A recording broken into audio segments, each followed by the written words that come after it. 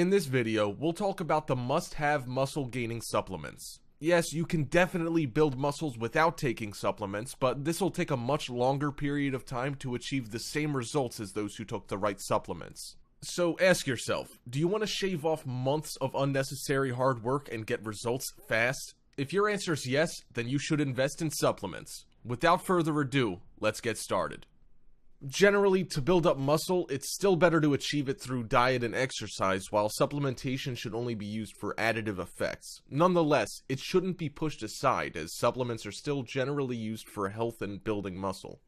Foods are usually insufficient for anyone that's looking to gain muscle in the fastest manner. The best option is to take in the right supplements that your body needs. The top 3 most used supplements are creatine, vitamin D, and omega-3 supplement from fish oil. You might wonder if omega-3 fatty acids from flax or chia seeds should be considered as well, but the fact is, flax and chia seeds don't provide sufficient supplement on their own. Flax and chia seeds are found in the form of alpha-linoleic acid, which has to be converted by the body into usable form, and the ratio conversion is rather poor. Number 1. Creatine. Creatine is a molecule produced in the body where it stores high-energy phosphate groups in the form of phosphocreatine, or creatine phosphate. Creatine supplementation confers a variety of health risks, notably neuroprotective and cardioprotective. It's usually used by athletes to increase both power output and lean mass. There are various types of creatine, and creatine monohydrate is the most affordable and most effective. It dissolves in water more easily and is best to be taken 5 grams a day daily while consuming it like any other vitamin. Higher doses up to 10 grams a day may be prudent for those with a high amount of muscle mass and high activity levels. Stomach cramping can occur when creatine is supplemented without sufficient water. Diarrhea and nausea can occur when too much creatine is supplemented at once, in which case doses should be spread out over the day and taken with meals. Number 2. Vitamin D is a fat-soluble nutrient, and it is one of the 24 micronutrients critical for human survival. The sun is the major natural source of the nutrient, but vitamin D is also found naturally in fish and eggs, while it is also present in dairy products. Supplemental vitamin D is associated with a wide range of benefits, including increased cognition, immune health, bone health, and well-being, while reducing the risk of cancer, heart disease, diabetes, and multiple sclerosis. People deficient in vitamin D may also experience increased testosterone levels after supplementation, which can be remedied where the body produces vitamin D from cholesterol, provided there is an adequate amount of UV light from sun exposure. Most people are not deficient in vitamin D, but they don't have an optimal level of vitamin D either. Due to the many health benefits of vitamin D, supplementation is encouraged if optimal levels are not present in the body. The recommended daily allowance for vitamin D is currently set at 400 to 800 international units a day, but this is too low for adults. The safe upper limit in the United States and Canada is 4,000 IU a day, but research suggests that the true safe upper limit is 10,000 IU a day. As vitamin D is fat-soluble, it has to be taken with a fatty acid that can serve as a transport, and it should be taken daily with meals or a source of fat like fish oil. It's best to be taken earlier in the day, as it may disrupt sleep pattern if taken later in the evening. Before we proceed to the third top supplement, let me share with you some supplement facts of vitamin D. Vitamin D deficiency is relatively common in athletes and is associated with muscle weakness and atrophy, specifically type 2 muscle fiber atrophy. Skipping out on this vitamin is just as bad as skipping out on leg day. Number 3. Omega-3 fish oil. Fish oil is a common term used to refer to 2 kinds of omega-3 fatty acids, eicosapentaenoic acid and docosahexaenoic acid, and they're usually found in fish, animal products, as well as phytoplankton. Fish oil is recommended as a source of these omega-3 fats, as it's the cheapest and most common source of them. Fish oil provides a variety of benefits when supplemented, particularly when the ratio of omega-3 and omega-6 fatty acids in the body is almost equal, or 1-to-1.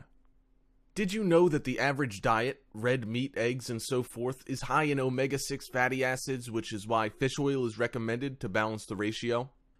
A ratio of roughly 1-to-1 is associated with healthier blood vessels, a lower lipid count, and a reduced risk for plaque buildup.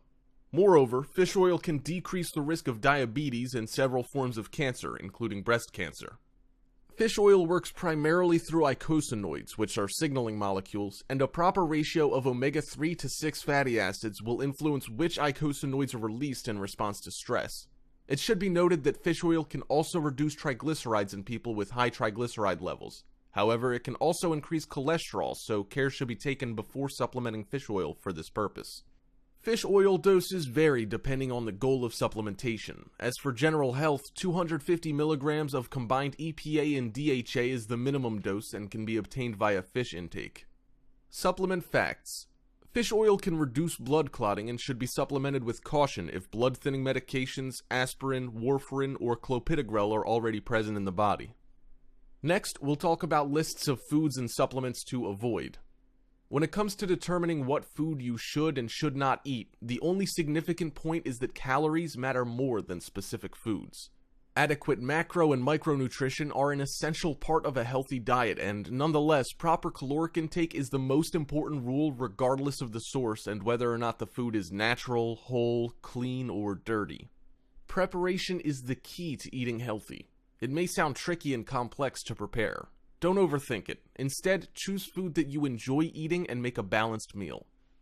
Various nutrition studies have indicated that having excess body fat, type 2 diabetes, and increase in weight are resultant from consuming and storing excess calories than one burns. Eating too much of any type of calories, whether from whole food or not, will cause these problems. Generally, the food that you really need to avoid when bulking is junk food and sugary food. Sugars are the main factor that you really need to look out for, as they're present in foods particularly that aren't fresh, frozen, or dried. Additionally, sauces such as pasta sauce, ketchup, and chili sauce contain sugar as well. You should also avoid fruit juices and fizzy drinks. There's various sugar content that you need to look out for as well, and this list below is generally what you need to keep an eye out for. Muscle development supplements, including testosterone booster and protein supplements, are compounds that act to enhance muscle protein synthesis or otherwise enhance muscle mass. There are various supplements that would improve muscle growth, but only a handful of them are actually scientifically proven to work if consumed in the recommended method. Supplements that do not offer any muscle growth are considered placebo pills and powders, which is merely an implication to your mind that it affects your body. These supplements only give you the psychological benefit, if you believe it works, than any physiological effect. So save yourself from investing in pills and powders that don't work and invest in those that are proven to promote muscle growth. Taking testosterone boosters is a choice. However, it's always a good idea to cycle testosterone boosters, as they do have side effects that could be detrimental to your health if taken excessively, and it could lead to undesirable side effects that are associated with prolonged use. There could be adverse side effects on the testicles, like atrophy, and it may reduce HPTA stimulation over time if used too much. Compounds that act in the hypothalamus can cause symptoms of what people call adrenal fatigue, where the hypothalamus starts to fatigue. There are 3 prime examples of compounds that have been scientifically proven that don't affect testosterone levels, which are Tribulus terrestris, ZMA, and D-aspartic acid. Tribulus terrestris simply doesn't have any factors that would increase testosterone levels, as well as body composition and improving exercise performance.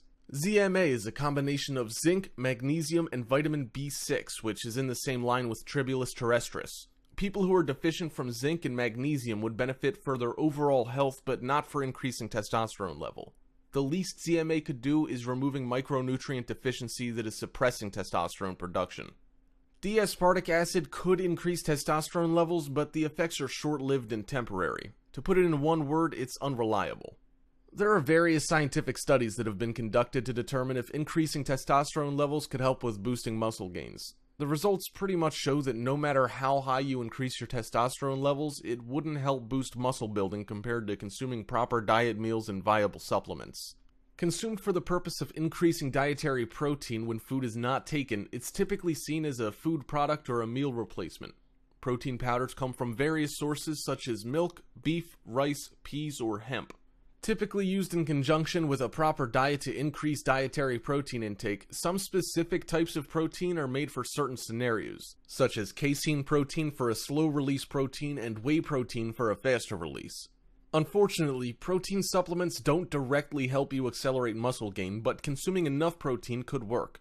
Compared to consuming protein from food, protein supplements are convenient for easy snacking, and most of the protein supplements are low in carbs as well as fat, which is good for a proper meal plan. Moreover, they're affordable in terms of price per gram of protein.